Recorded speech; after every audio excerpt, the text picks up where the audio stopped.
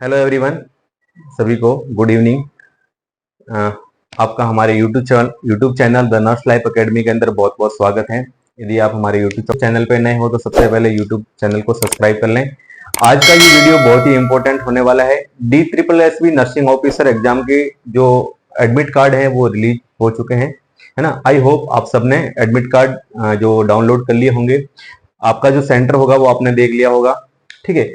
आज अपन इस वीडियो के अंदर ये डिस्कस करने वाले हैं कि जो पहली बार DSSB नर्सिंग ऑफिसर का जो लोग एग्जाम दे रहे हैं, है ना, तो आपको कौन कौन सी बातों का एग्जाम के अंदर ध्यान रखना है, ऐसी कौन सी जो आप गलतियां हैं जिनसे बचना है, गलतियां करने से आपको क्या करना, बचना है, ताकि आपके सिलेक्शन के अंदर किसी भी टाइप का कोई प्रॉब्लम ना हो, है ना। तो इस वीडियो बहुत ही इंपॉर्टेंट होने वाला है। इस वीडियो को यदि आप पहली बार एग्जाम देने जा रहे हो, जो भी DSSB नर्सिंग ऑफिसर एस्पिरेंट है, इस वीडियो को आप लास्ट तक जरूर देखें, ठीक है। सबसे पहले तो I am Om Prakash Vaniya, nursing officer in DSSB Guru Tegh Bahadur hospital, है ना, GTB hospital and UCMS Delhi, ठीक है। पिछला जो एग्जाम हुआ था, पिछला जो DSSB वैकेंसी के अंदर जो एग्जाम हुआ था 2019 के अंदर, उसके अंदर मेरा सिलेक्शन हुआ था।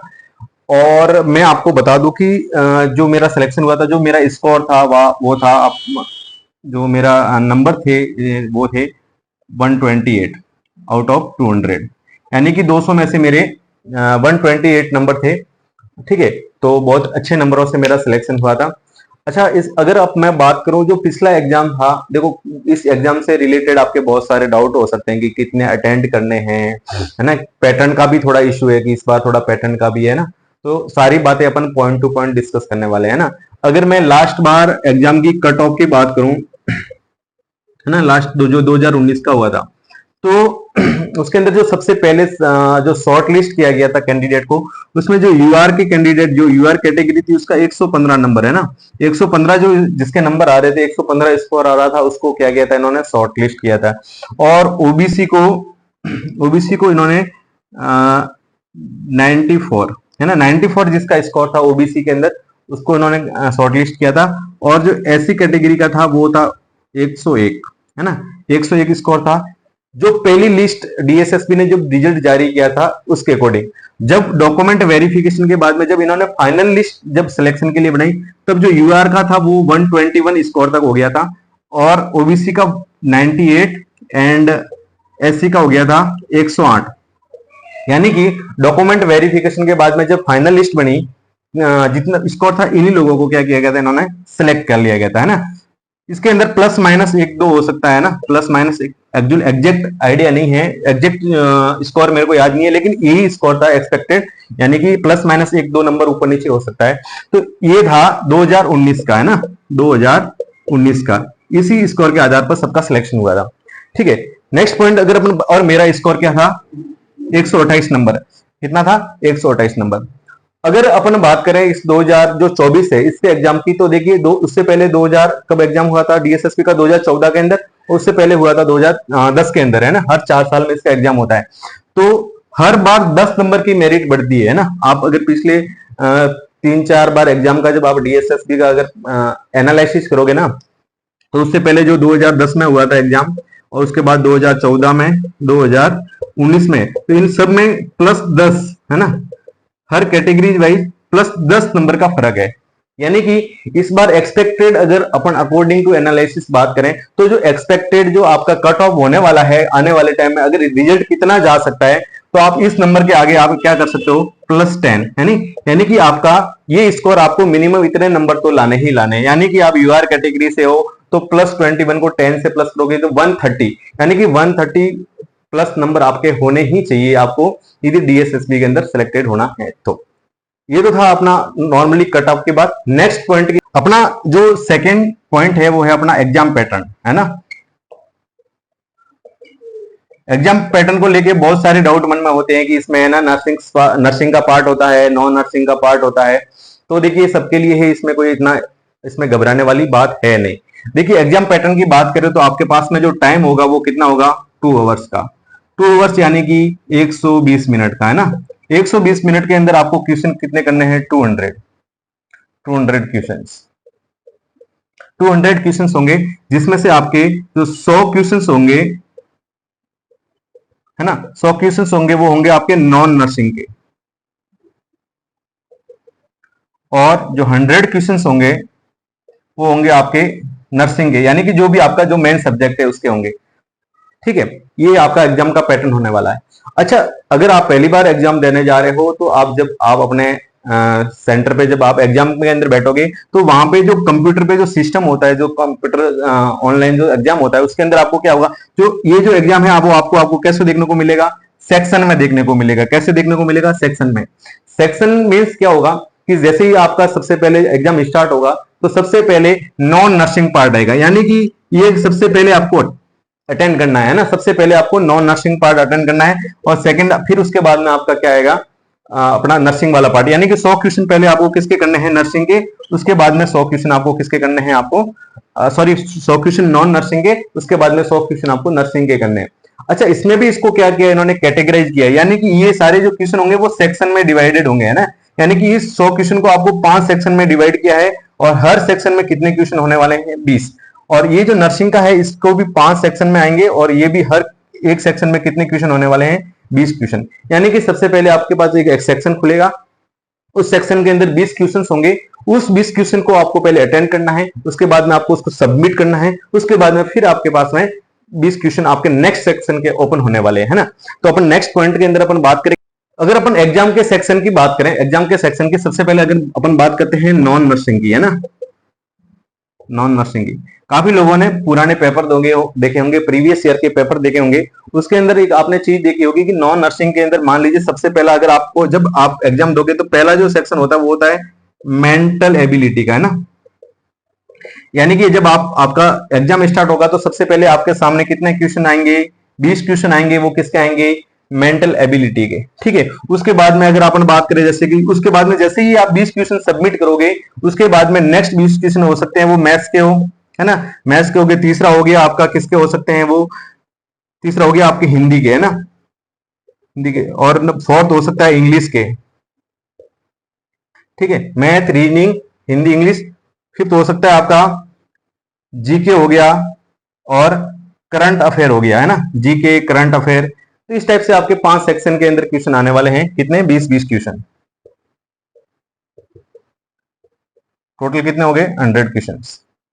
अच्छा, अपन एक 1 बाय 1 बात करने वाले कि अगर आपको सबसे पहले देखो इसमें सिलेक्शन किसका होता है, और किसको, कुछ लोग सिलेक्शन से पढ़ के भी सिलेक्शन से रह जाते हैं, उसके पीछे का रीजन क्या है वो मैं आपको बताने वाला हूं। ठीक है, उसके बाद में अपन यहाँ पर बात करें, ये मान लीजिए ये नर्सिंग का पोर्शन है ना, नर्सिंग में भी कितने होंगे, 5 सेक्शन। माना कि पहले सबसे पहले आ जाएंगे आपके पास में फंडामेंटल के 20 क्वेश्चन, दूसरा होगा आपका एमएसएन का, उसके होंगे 20 क्वेश्चन, एमएसएन प्लस फार्मा, है ना।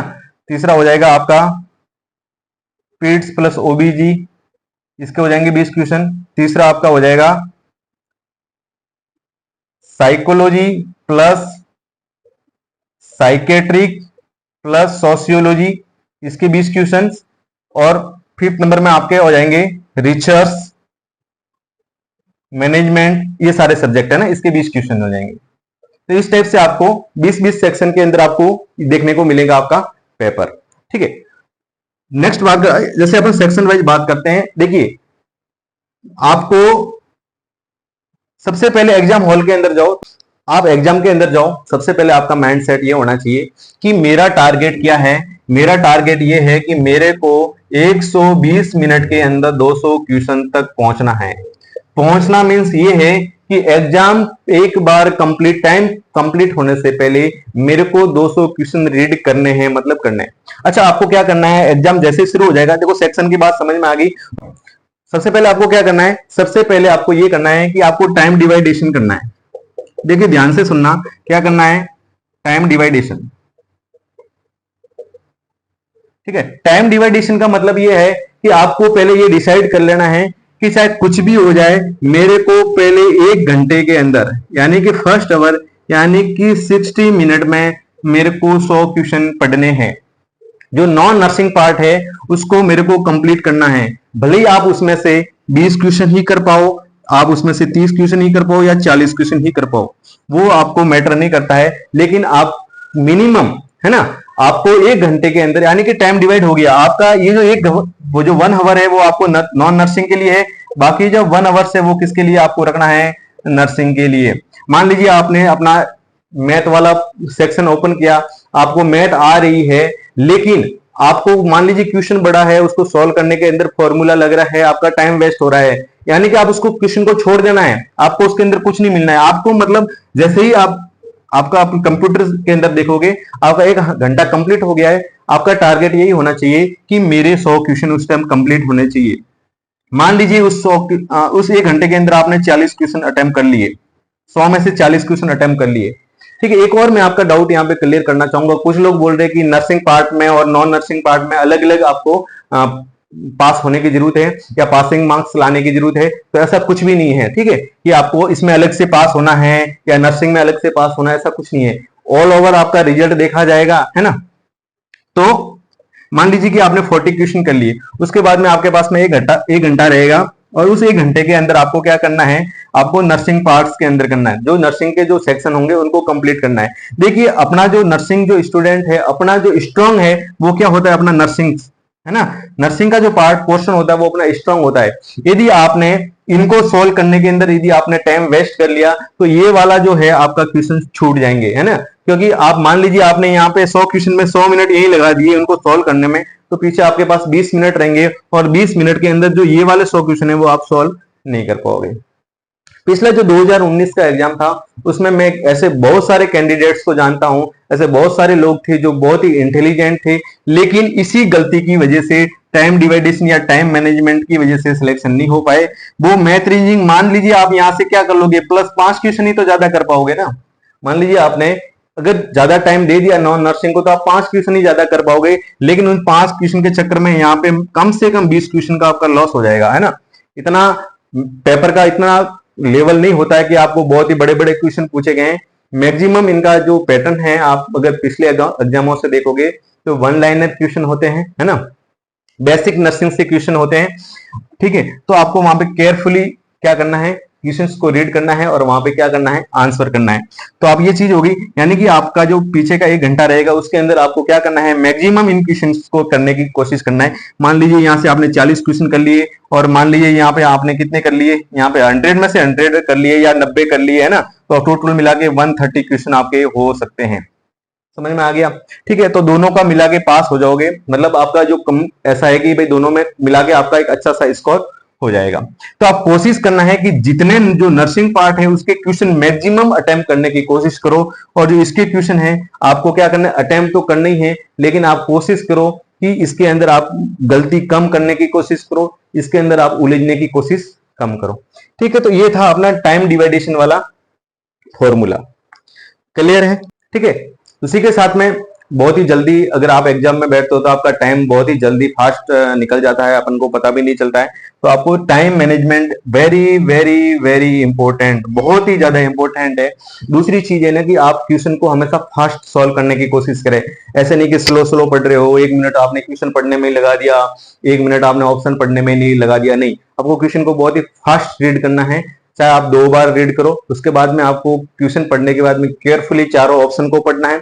चारों ऑप्शन को पढ़ने के बाद में आपको क्या करना है, आंसर सेलेक्ट करना है। क्योंकि जितने भी जो 1 लाइनर क्वेश्चन होते हैं, इजी क्वेश्चन होते हैं, वो हमेशा जल्दबाजी में, ओवर कॉन्फिडेंट में, ढंग से नहीं पढ़ने की वजह से हमेशा क्या हो जाते हैं, रॉन्ग हो जाते हैं। प्रॉब्लम ये नहीं है कि क्वेश्चन रॉन्ग हो रहा है, यदि नहीं क्वेश्चन आ रहा है और अगर वो क्वेश्चन रॉन्ग हो रहा है तो कोई दिक्कत वाली बात नहीं है। लेकिन अगर क्वेश्चन आ रहा है और अगर वो क्वेश्चन आता हुआ क्वेश्चन जिसको आपने 3-4 बार पढ़ा हुआ है और वो क्वेश्चन आपका रॉन्ग हो रहा है, ऐसी गलती आपकी माफ नहीं की जा सकती, है ना। वो चीजें आपको सिलेक्शन से बहुत ही ज्यादा दूर ले जाएगी, है ना। दूसरी चीज है, बाकी चीज सारी चीजें हैं, डीएसएसबी का जो एग्जाम होता है वो थोड़ा स्ट्रिक्ट एग्जाम होता है, इसमें थोड़ा सा बहुत ज्यादा स्ट्रिक्टनेस होती है ना। तो आप वहां पे अपना जो एग्जाम सेंटर टाइम पे पहुंचे, ऐसा नहीं है कि आपको क्योंकि लेट अलाउ नहीं किया जाएगा। जो भी आपके एडमिट कार्ड के अंदर इंस्ट्रक्शन दिए गए उनको ध्यान से पढ़े कि क्या पहन के जाना है ना, ज्वेलरी टाइप जो भी है, क्योंकि ये बहुत ही स्ट्रिक्ट एग्जाम होता है। यहाँ पे आपके कुछ भी है ना कि एग्जाम में कुछ भी गड़बड़ होने के भी चांस इस एग्जाम में बहुत ही कम होते हैं।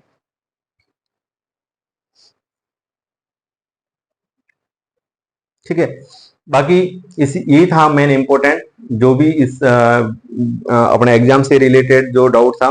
इसके अलावा आप प्रीवियस पढ़ने एग्जाम से पहले प्रीवियस ईयर के जो पेपर है वो जरूर देख के जाएं एक बार, ताकि आपको एक आइडिया समझ में आएगा कि जो एग्जाम की में क्वेश्चन का लेवल क्या होता है, पूछने का तरीका क्या होता है, उसका पैटर्न क्या होता है ना। इसके अलावा आप सभी को मेरी तरफ से और द नर्स लाइफ एकेडमी की तरफ से इस एग्जाम के लिए बहुत ही बड़ी बड़ी बहुत बहुत शुभकामनाएं। आपकी मेहनत अवश्य रंग लाएगी। आपने जो मेहनत की है इतने टाइम से, उसको एक से ही इम्प्लीमेंट करने का टाइम है। So wish you very all the best and God bless you. Thank you so much.